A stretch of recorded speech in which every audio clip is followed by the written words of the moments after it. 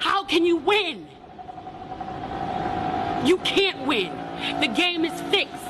So when they say, why do you burn down the community? Why do you burn down your own neighborhood? It's not ours. We don't own anything. I think the most like, oh my God, was LeBron James. Madonna and Trevor Noah. And I was watching Oprah's town hall the other day, and Oprah said that Ava sent it to her. And it's like, just the idea that Oprah and Ava DuVernay are having a conversation about my video is like, what is happening to life? We must never forget that economics was the reason that Black people were brought to this country. If I right now decided that I wanted to play Monopoly with you, and for 400 rounds of playing Monopoly, I didn't allow you to have any money, I didn't allow you to have anything on the board, I didn't allow for you to have anything. So I had taught a workshop on economics, and I used Monopoly in order to teach them how to build wealth. This thought came into my mind of like, what if you like weren't allowed to play, but you had to play on someone else's behalf? And my mind instantly made that connection to what happened, you know, during slavery and also during the civil rights movement. So you play 400 rounds of Monopoly on behalf of someone else, and then they release you. And then at that point, now it's up to you to build your own wealth, even though you've already built their generational wealth that they can pass down from generations.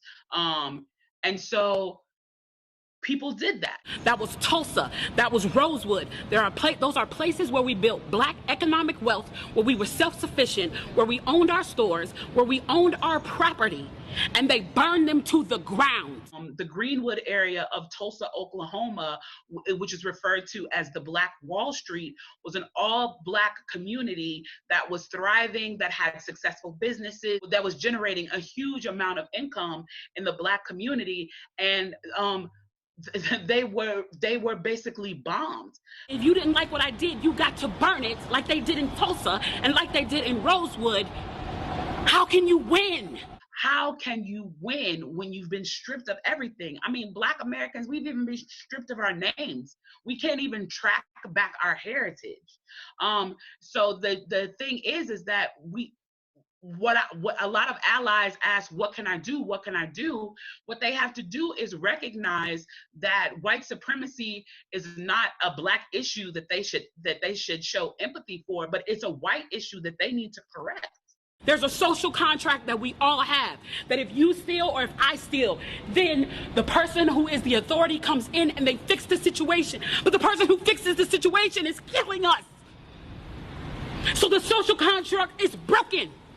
The brutalization of Black people in this country, whether you're talking about the death toll and the murders, or you're talking about the economic disparagement, whether you're talking about the unjust, criminal justice system, whether you're talking about the school to prison pipeline, the amount of atrocities that we have endured and continue to endure, most people would be looking for revenge. All we're looking for is our equality.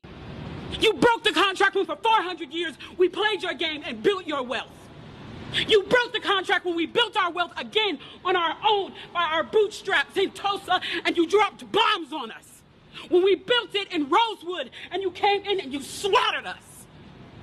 The reason why people here are so upset and so angry is because people are unaware of the daily indignities that happen. So if you want to say that Black lives matter, we have to deal with not just what's happening in Black deaths, we have to deal with what's happening in Black lives.